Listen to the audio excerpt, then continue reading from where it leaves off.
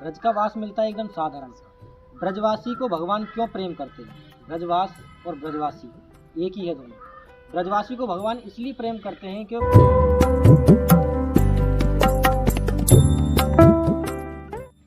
जय जय श्री राधे श्याम। आज हम आप सभी भक्तों के लिए आपके ही प्रश्नों के उत्तर के लिए यहाँ महाराज जी के साथ बैठे हैं।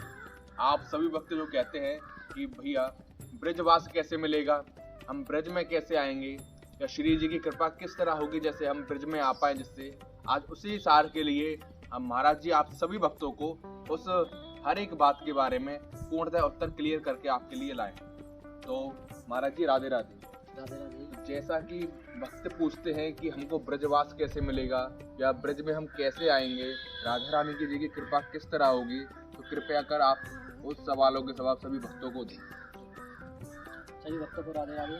देखिए, ब्रजवास ये कोई छोटी भूमि नहीं है ब्रज का वास लेना, और ना ही ये कोई खेल है ब्रज का वास लेना। ब्रजवास का शब्द का महत्व पहले समझना पड़ेगा कि ब्रजवास अर्थात कि ब्रज में बिल्कुल पूर्णतः, जैसे अपने घर में हम रहते हैं ऐसे अपना घर समझकर हम कैसे वास करेंगे। सबसे प्रथम बात देखो, जो हम तीर्थ के लिए निकलते हैं, ब्रजवास मिलता है पुराने विचारों से। आजकल लोगों को एलर्जी है ना कि अरे ये तो बूढ़े बुजुर्ग हैं, पुराने विचार है, नए विचारों के। तो जो नए विचार है ना उनको ख़त्म करना पड़ेगा पुराने विचार के हिसाब से, अर्थात कि साधु संतों के हिसाब, शास्त्र के हिसाब से। क्योंकि देखो, साइंस जो खोज रहा है शास्त्र वो खोज चुका है, तब पहले उस आधार पर आना होगा, तब ब्रजवास मिलेगा। अर्थात कि जैसे कि पहले बड़े बुजुर्ग या साधु संत चलते थे कि मथुरा वृंदावन तीर्थ पर जा रहे हैं, तो अब मैं जैसा कि आप कहीं जा रहे हो और मुझे आपको पुकारना है, तो मैं आपका नाम लूँगा तभी आप सुनोगे, किसी और का नाम लूँगा तो आप नहीं सुनोगे। इसी प्रकार से जब हम मथुरा वृंदावन तीर्थ पर जा रहे हैं, उसको तीर्थ कहेंगे तभी वो तीर्थ होगा, तभी हमारी यात्रा सफल होगी। और अब कहते हैं कि मथुरा वृंदावन घूमने जा रहे हैं, ये आज का शब्द है, शब्द का परिवर्तन। तो जब हम कहेंगे मथुरा वृंदावन घूमने जा रहे हैं, तो वो होगी एक पिकनिक आज की भाषा में। तो पिकनिक से भगवान को कोई लेना देना नहीं है।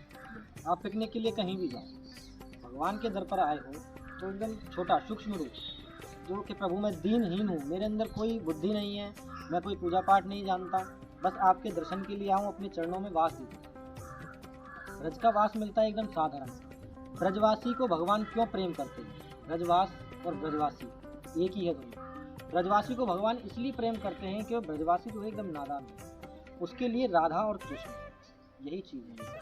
इसके अलावा ना वो किसी कुंड को जानता है, ना किसी मंत्र को जानता है, ना किसी पूजा पाठ। उसके लिए सर्वोत्तम पूरा राधा और कृष्ण ही है। इसके अलावा ब्रजवासी ना कुछ सुनना चाहता है, ना कुछ समझना चाहता है। तो पहले राधा और कृष्ण के नाम में पागल होना पड़ेगा। ये नहीं है कि हमने माला झोली लटका ली और जो है दिखावा कर रहे हैं, भजन कर रहे हैं 24 घंटे तो हमें ब्रजवास मिल जाएगा। माला झोली का भी अर्थ है, जैसा कि आप माला झोली कर रहे हो, अब उसके अंदर माला घूम रही है या नहीं घूम रही है हम नहीं जानते, हम हिलाते रहते हैं, लगेगा कि घूम रही है माला कर रहे हैं। अब इसी प्रकार कभी आपने महादेव के हाथ में माला झोली देखी?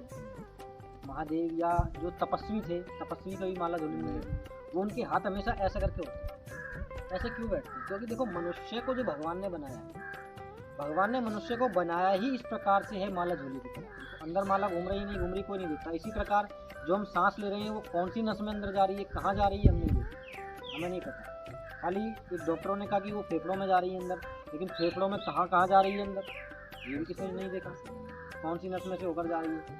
इसी प्रकार से जो शरीर है ये एक झोली है ऊपर, और अंदर जो माला फिरती है सांस नाम की हमारी माला, हर सांस पर जो हम भजन का अर्थ है, हम कहीं जा रहे हैं या आ रहे हैं, राधा राधा राधा राधा कृष्ण कृष्ण जपते हैं, यही एक भजन है। इसी प्रकार से ब्रजवास का ये सीढ़ियाँ हैं ब्रजवास की, साधु संत ब्राह्मण और ऋषि मुनि, और ये जो भजन का अर्थ है, ये भक्ति है, ये एक सीढ़ियाँ हैं जिनके जरिए हमें ब्रजवास या प्रभु के चरणों की सेवा मिलती है। अगर इनके ही सानिध्य में भक्त रहकर अगर करे तो उसको ब्रजवास मिलना आवश्यक है। ब्रज बिल्कुल मिलेगा। और जब आप दर्शन करोगे ब्रज में, देखो पूरे विश्व में आप तीर्थ कर लो, पूरे विश्व, और आप ब्रज परिक्रमा कर लो, ब्रज 84 कोष जो परिक्रमा होती है, ब्रज 84 कोष में परिक्रमा में पूरे विश्व के सभी तीर्थ आ जाते हैं। तो ब्रजवास इसीलिए मांगते हैं साधु कि ब्रजवास में आने के बाद एक तो विश्व के सभी तीर्थ हो गए, और स्वयं भगवान के मुख का प्रसाद ब्रजराज हमें प्राप्त हुआ। फिर जो अब भजन संध्या करते हैं, भजन करते हैं, भजन करना महत्वपूर्ण, उस भजन के माध्यम से ही हमें ब्रजवास मिलता है। क्योंकि देखो अब जैसे कि मुझे आपसे काम है, इसमें अटूट विश्वास की श्रद्धा आती है, अटूट विश्वास कि मुझे पता है कि मेरा, जैसे मान लीजिए कोई काम रह गया, अटक रहा है, तो मुझे पता है कि मेरा काम आप ही कर सकते हैं। तो मैं घर से क्या मन बना के चलूँगा कि मेरा जो काम है वो अधूरा रह गया है, वो यही भैया कर सकते हैं और किसी के बस की नहीं। तो मैं घर से मन बना कर चलूँगा कि चाहे आज कुछ भी हो जाए, गिरूँ पड़ूँ या भूखा रहूँ प्यासा रहूँ, आज इनसे काम करवा कर ही आऊँगा।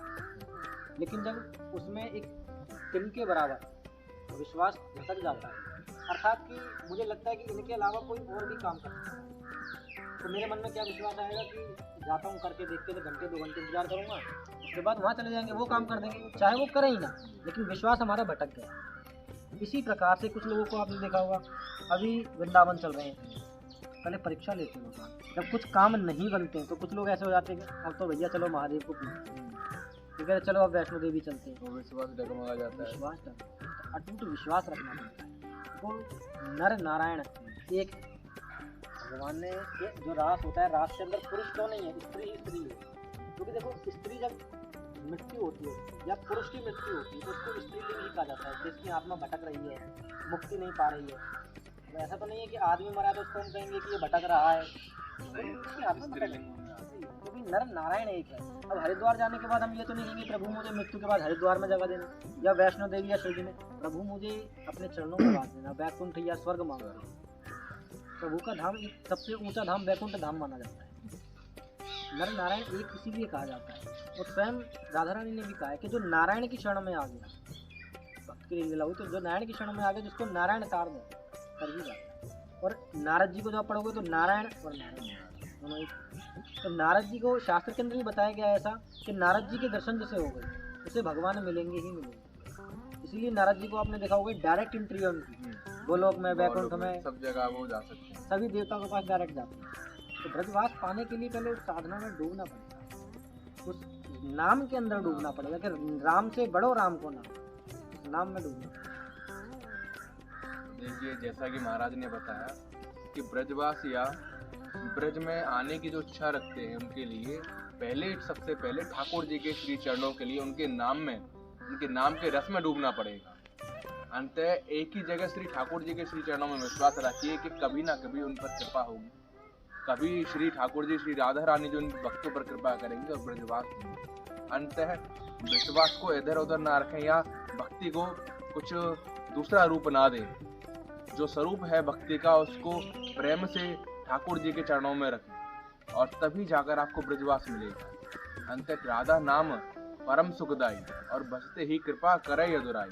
श्री राधा रानी को नाम जो रखते हैं उनके पीछे श्री ठाकुर जी स्वयं श्री राधा नाम सुनने के लिए चल देते हैं। तो बताइए जहाँ प्रभु का नाम, श्री राधा रानी जी का नाम सुनने के लिए स्वयं प्रभु पीछे चल देते हैं, तो ऐसी भक्ति रखने वाले भक्त सदैव ब्रज में वास रखते हैं।